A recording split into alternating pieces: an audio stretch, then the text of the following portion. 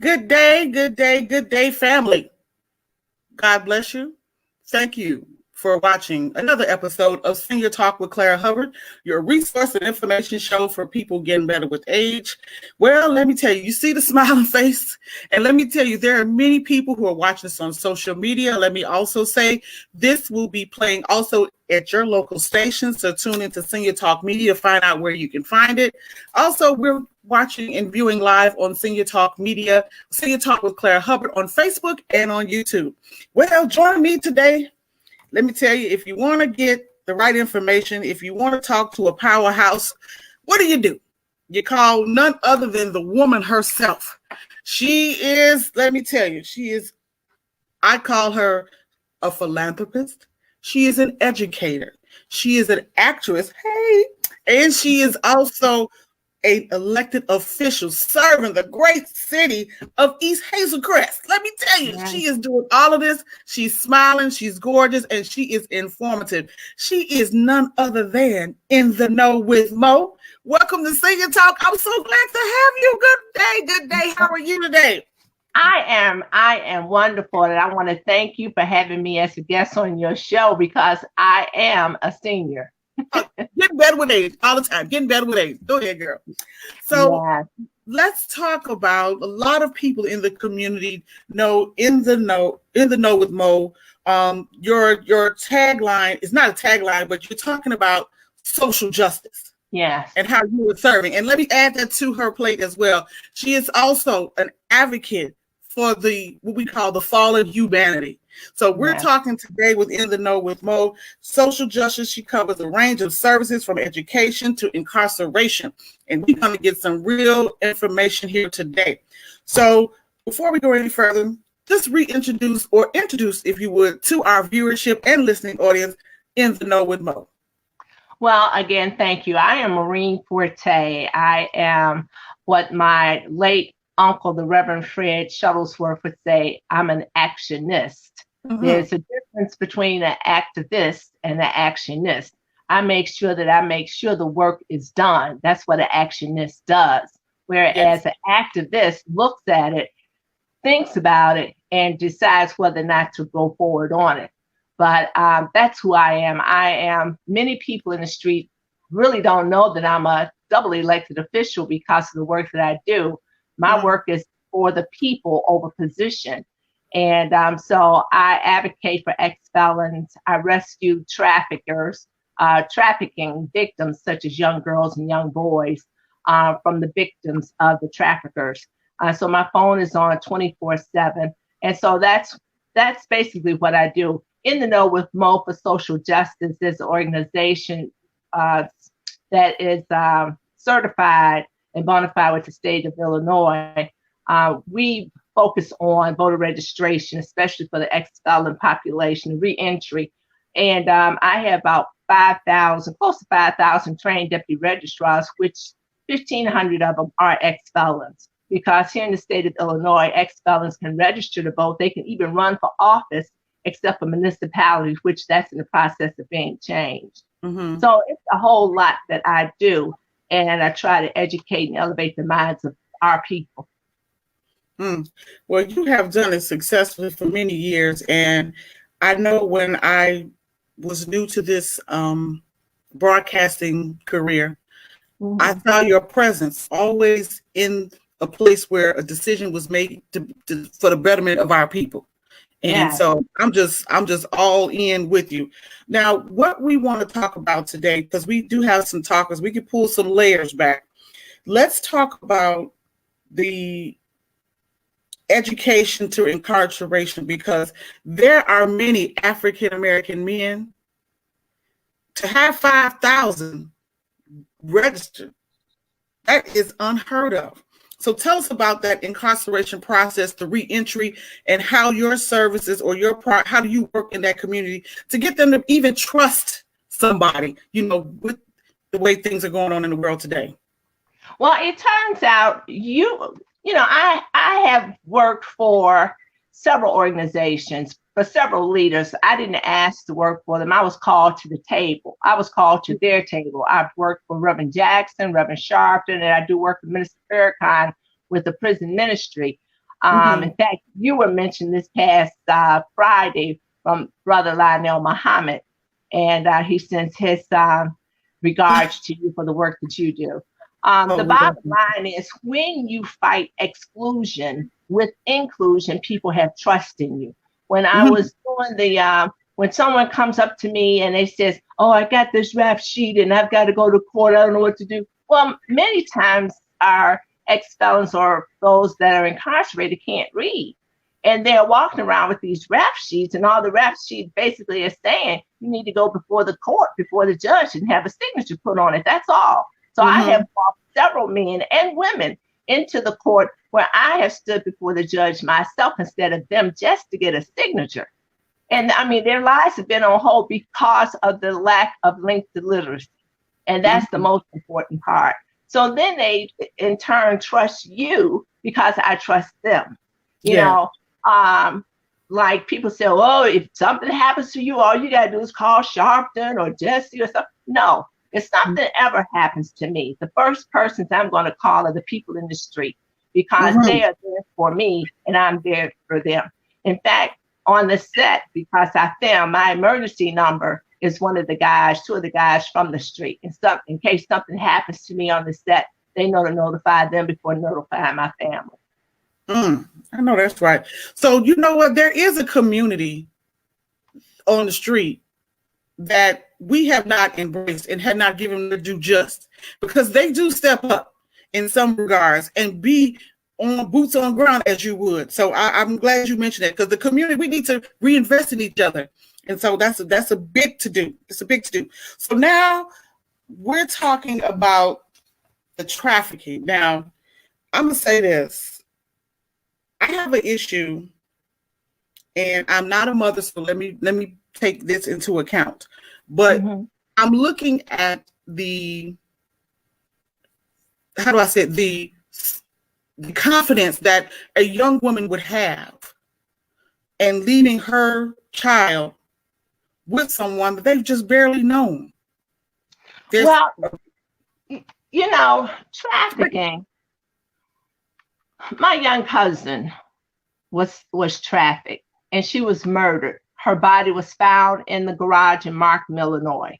16 years old, getting ready to graduate from high school. And the bottom line is, sometimes you can raise your children so much that they don't know what's going on the outside world, because we give them so much that they don't have to ask. Now, I believe wholeheartedly that my young cousin was very naive, beautiful young lady. And a young lady befriended her and told her she was in the same school and everything. But it turned out this young lady was 27 years old. She was the golden girl who set her up. And this is what happens with a lot of young girls and boys.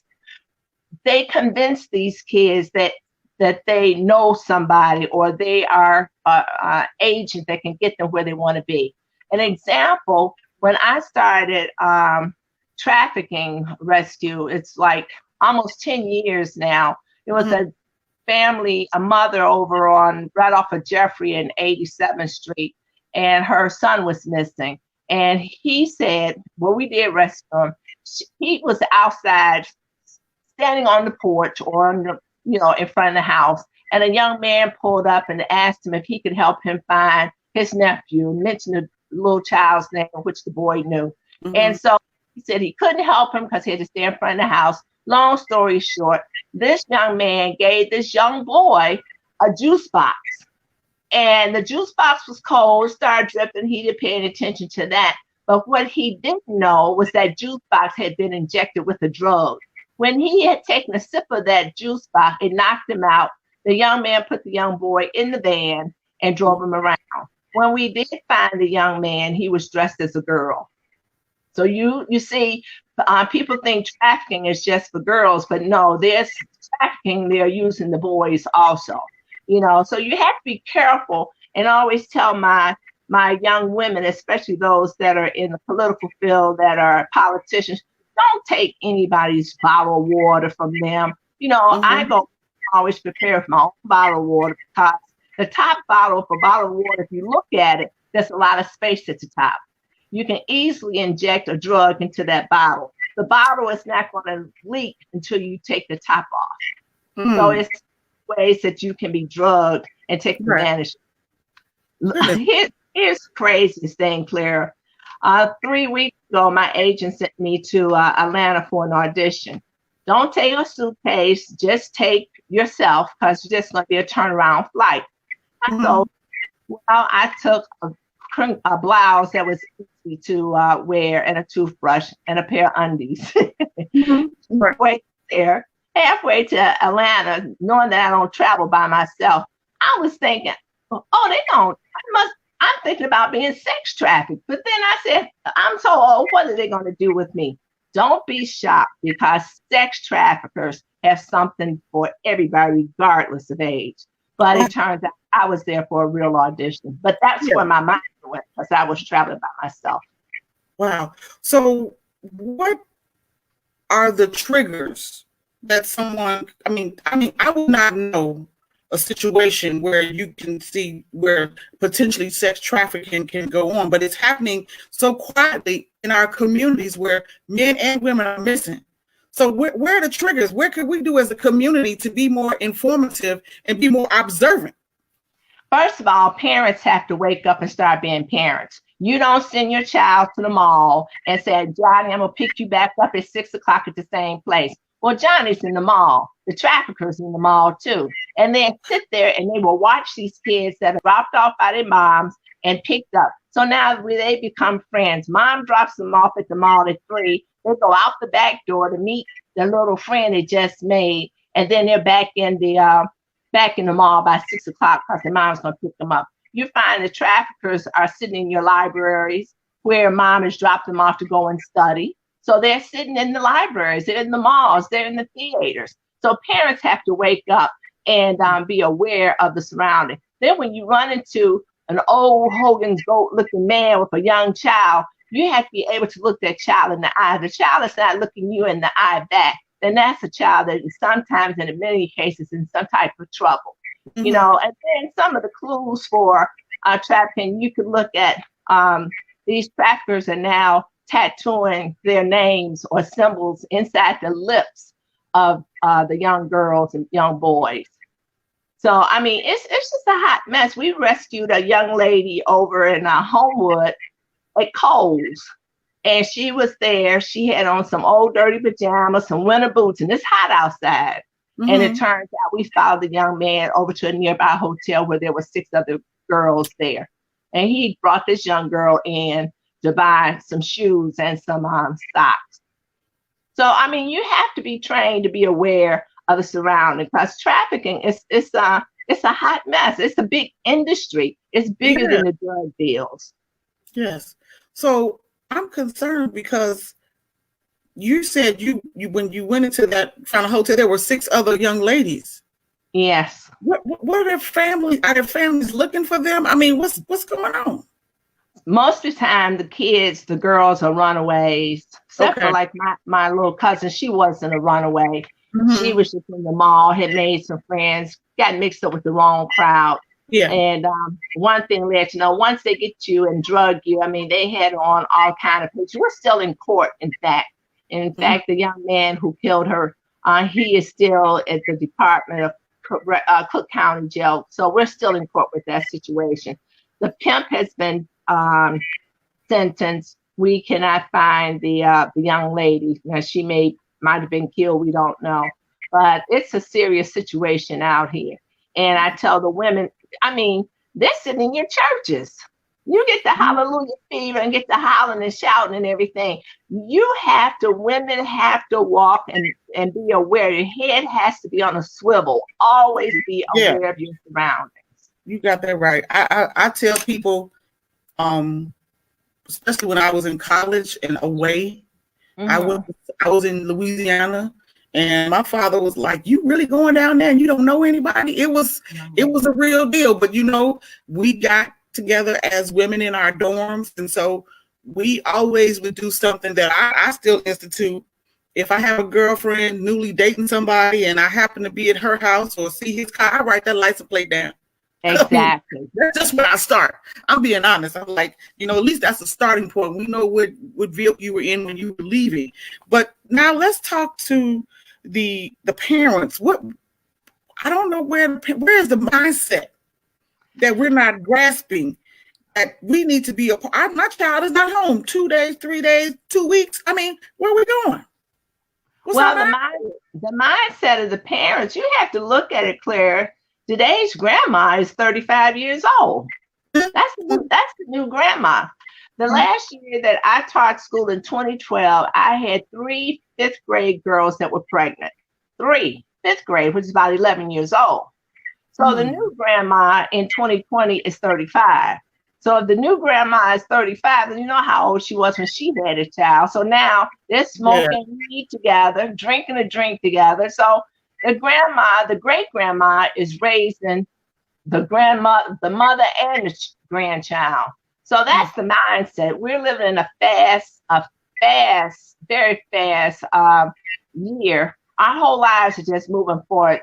I mean, all we have to do now with technology, I can tell you where you live and show you your house just by putting your name in the people finder on the Google search. So we're living fast. The people are living fast, and as you know, there's no class for being a parent. I mean, it's time on task. It's learn to go, and the more that you were brought up with, they don't have now. I mean, we can go across the street and buy some cannabis. I got a cannabis store right across the street from my house where I live.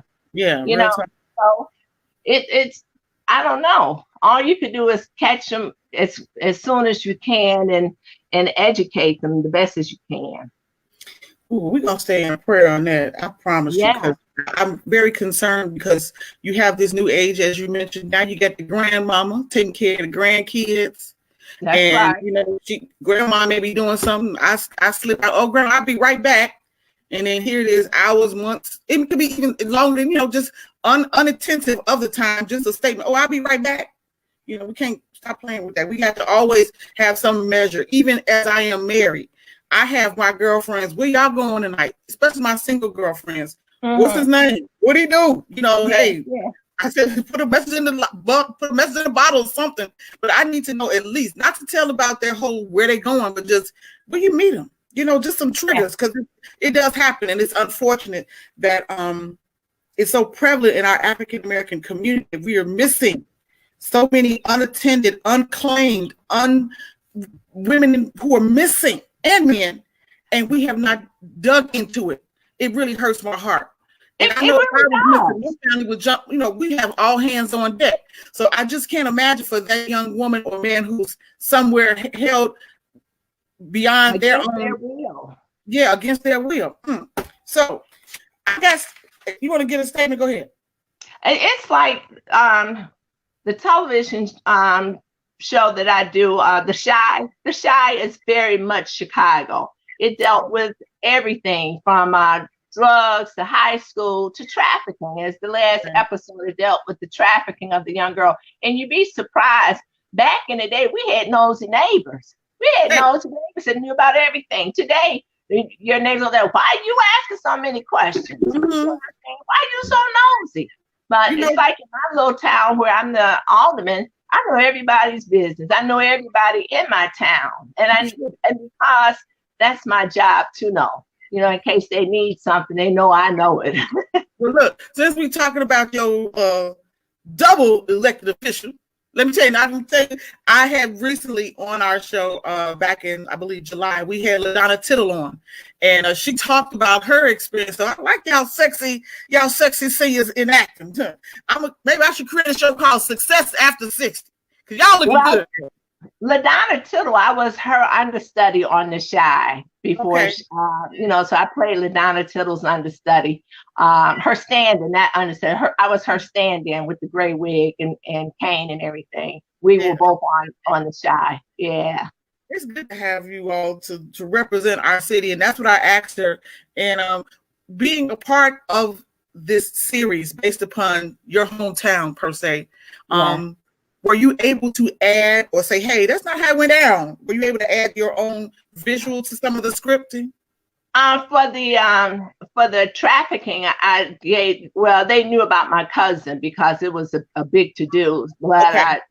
they were pretty much they pretty much do their research on the Mhm. topics on the side, so they're pretty much informed on what's going on in Chicago. I must say that for the Shy.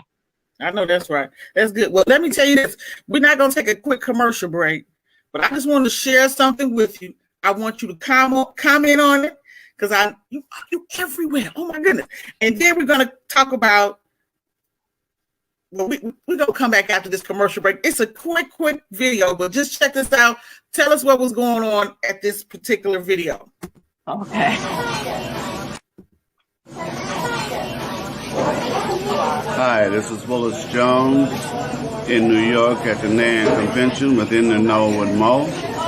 And pretty soon she'll be in the office, and we're going to have a couple of words within the Know with Mo. Maureen Fourte. Hi, this is Maureen Fourte of In the Know with Mo here in New York for the National Action Network Conference. March Madness means May Sadness, and March Madness is not meaning March Madness as far as football and sports are concerned. March Madness is dealing with the violence, the continued police brutality, and the lack of voter education that's among our people, the Black American race. So what has happened, there are over 100 murders by the police across the nation, and what has happened, we have to start and demand accountability from all elected officials, from the local to the national elected officials. When we make that accountability demand, then justice prevails. This is In the Know with Mo, Maureen Fourte here in New York City. Now here we are. It is 2020. Yes. That was, I believe, in what, 2015 or 16? Still prevalent, still. The statistics are even higher in some regards. Yes. Oh, my goodness. And that's when I decided after, at that time I was working for Reverend Sharpton as his director for National Action Network Chicago, but I was flying back and forth from Washington and New York to Chicago. And that's when it says, it's time to look at a different thing. We failed to realize we have so many people that are not registered to vote because they were told, especially our reentry, our ex-felons, they were told here in the state of Illinois, oh, you can't vote, you got a crime, you committed a crime. Are you kidding me? And that's when I took to the forefront to make sure, and I met with David Orr, who was the Cook County clerk at that time, and we registered 1,500 ex-felons. And to show you what happened, Congressman Jackson had to relinquish his seat, Congressman Jackson. And so now the seat was up. You had Robin Kelly running for the seat as a Democrat. Then you had the GOP who had put in a candidate to run. We ran a candidate also. We supported the candidate, Paul McKinley. Paul McKinley ran as Republican. I was on the radio with Reverend Sharpton and the GOP president. And I told him, well, your candidate's not going to win. He said, oh, yeah. So we told him about Paul McKinley. And they said, oh, no. They laughed. Girl, they laughed at me and said, no, he won't win because he has no money and nobody knows him. But what he didn't know is that we had registered 1,500 ex-felons. And again, when you fight that exclusion with inclusion, Paul won the GOP seat. He won with no money. He won the Republican seat. He didn't win the 2nd congressional district, but he did win. He knocked out a person who had money. So it's, you need money to run, but sometimes you also need the trust of the people. That's right. So you have successfully you're serving as a double elected official. Yes. You have been in this game. We got a couple of closing minutes. I want you to talk to the new age of people who are running as elected officials, specifically our African-American men and women, but we're going to target the women. What is the discipline? What do you offer with your experience, having worked with many, many great organizers, and you are definitely at the top of that list? What do you offer in words to the young men and women who are in politics now, who are planning to serve or who are working to serve the city of Chicago, the state of Illinois, or the country at large? Well, my daughter, for example, my oldest daughter is running for the first time as alderman in the city of Calumet City for second ward alderman. First time running, but she's very active, very visible. She's a mentor. She does a whole lot for her and for any woman or young person. I tell them to stay focused, stay dedicated, and committed to the service that you're about to prevail. You cannot be a Facebook elected official giving people information over Facebook. You cannot be a robocall elected official calling and giving people the news. You have to be out there providing some services, whether you are elected to the seat or not. That's why I like the young millennials, Jedediah Brown, Lamont Green, Jamal, not Lamont Green, Lamont Record and Jamal Green. These guys are young. They're out there, and people need to embrace them. But instead of embracing them, we're finding fault with them. You see what I'm saying? But they fail to realize, what are you doing? So you have to come to the table. And if you're not called to the table, like people say, if you're not called to the table, you're on the menu. Take your chair and sit at the table. You know? That's what the good Shirley Chisholm said. If they ain't got a seat for you, bring your own. You know what I'm saying? Bring your own chair. That's right. So I'm just excited because we are getting into we literally at the time of this interview will be 14 days away. In 2 more weeks, it will be November 3rd, and it's a real deal. I am encouraged by the visual of early turnout. I have seen it in multiple cities. People coming with chairs. One of our sisters in who's I think in Calumet City, she brought coffee because the seniors were waiting in line. She said, bring some coffee because we're gonna be here. We're gonna support her. Yeah. So I'm just saying, it's all hands on deck. And so we do have a website called Senior Votes Matter. On this website, we are telling everybody, go. You can click on a link. You can find out with your zip code who your alderman is to make sure that you know where to go and answer those questions. I have seniors reaching out. Well, girl, I went to the library last year. Ma'am or sir, the library may not be your location this time. Exactly. So we need you to call me. Let's get where you need to be. Now we got the mail-in ballots, and then we got the early voters and all this. We need to make sure IDs in place. Don't go the day of. It may be a period. It may be a hashtag, whatever that could make them say you can't vote. We saw it in Atlanta, and I'm telling you, Georgia was no joke. And the way they treated those people last year in November was awesomely disturbing and unethical. So with you sitting in your seat, you are a public servant. Yes. All day long. Yeah. What do you say to that person who say, you know what? This may be my first time voting. I don't know. I'm thinking about it, but what do you say to the first time voter? How do you encourage them to make the effort to get to the poll? Well, you know what? I'm sitting here now writing 300 postcards to the first time voters in Maine, thanking them for being a first time voter. And even though it's a secret who you vote for, it's public information whether or not you voted or not.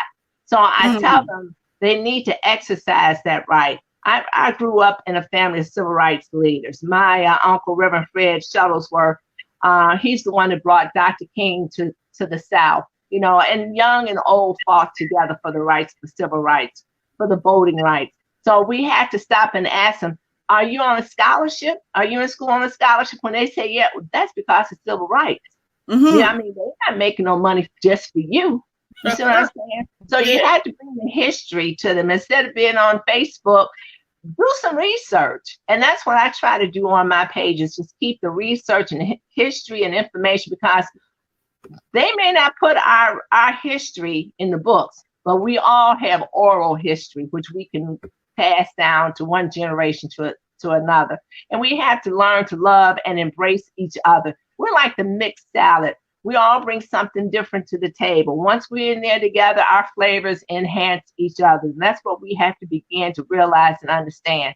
You can't have community, COMM, without the UNITY, unity.